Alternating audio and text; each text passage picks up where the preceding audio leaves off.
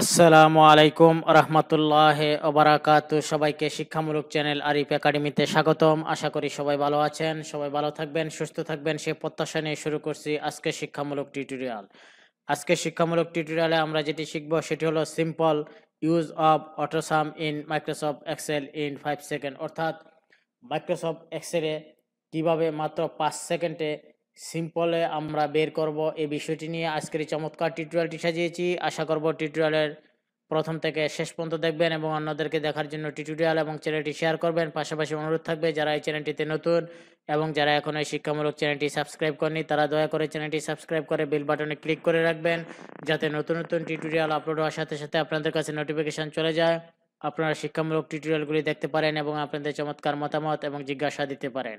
তো চলুন শিখে নেই simple use of autosum in Microsoft Excel in 5 second. এই জন্য প্রথমে আমরা একটি মাইক্রোসফট এক্সেল ডকুমেন্ট ওপেন করব। আমরা একটি মাইক্রোসফট এক্সেল ডকুমেন্ট ওপেন করেছি, আপনাদের সময় যাতে খরচ বেশি না হয় সেজন্য আমরা কিছু ডেটা এন্ট্রি করে রেখেছি। এখন আমরা এই জায়গায় আমরা টোটালটা বের করব, অর্থাৎ অটোসামটা আমরা বের করব। এই যে ভ্যালু যে ঘরটা আছে এটা ধরেন টাকার ঘর।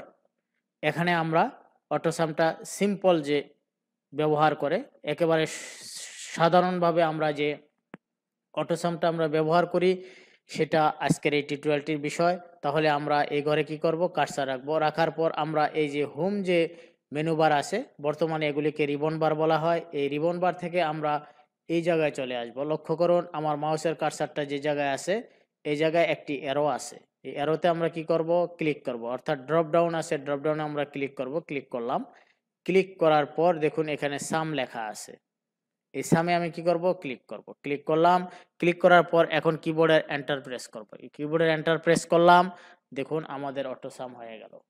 তাহলে এটা একেবারে সাধারণ যে পদ্ধতিটা আছে, এই সাধারণভাবে আমরা মাইক্রোসফট এক্সেলে মাত্র 5 সেকেন্ডে কিন্তু আমরা এই অটোসামটা বের করে দেখাতে পারলাম। আশা করি আপনাদের উপকারে আসবে।